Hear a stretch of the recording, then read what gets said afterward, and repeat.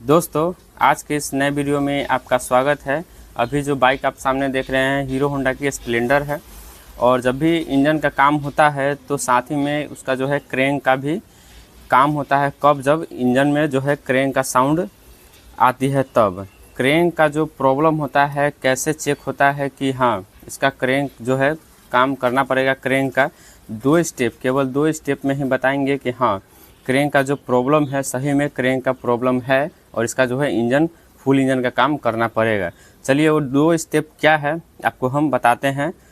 First और second दोनों step जो है काफ़ी ज़्यादा इम्पोर्टेंट होने वाला है और दो स्टेप में आप जो है कंफर्म आप पता कर सकते हैं कि हाँ इसका जो क्रेंक का प्रॉब्लम है क्रेंक का ही प्रॉब्लम है और उसका जो है क्रेंक का काम करना पड़ेगा अच्छा जो है इंजन का परफॉर्मेंस लाने के लिए। चलिए आपको पहले बताते हैं कि इंजन में जो है इसका क्रेंक का प्रॉब्लम है या नहीं और दो स्टेप में आप पता कर सकते हैं। नज़दीक में लाइए कैमरा को।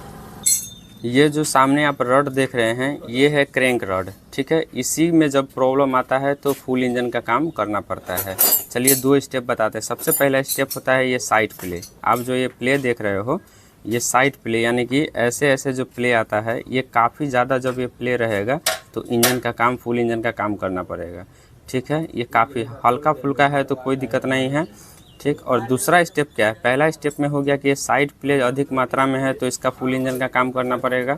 और दूसरा स्टेप है कि जब भी ये अंदर बाहर का प्ले ऐसे ऐसे जाएगा, ठीक है, ऐसे ऐसे में हल्का भी थोड़ा सा भी प्ले है, थोड़ा सा भी यदि प्ले है तो इसका जो है क्रेंक का काम करना पड़ेगा। और इसका जो बेयरिंग होता है साथ ही में बेयरिंग यानी क्रेंक का जो बेयरिंग होता है जो साउंड करता है घरघराहट की, वो भी जब भी साउंड करता है तो इसका जो है क्रेंक का काम करना पड़ता है।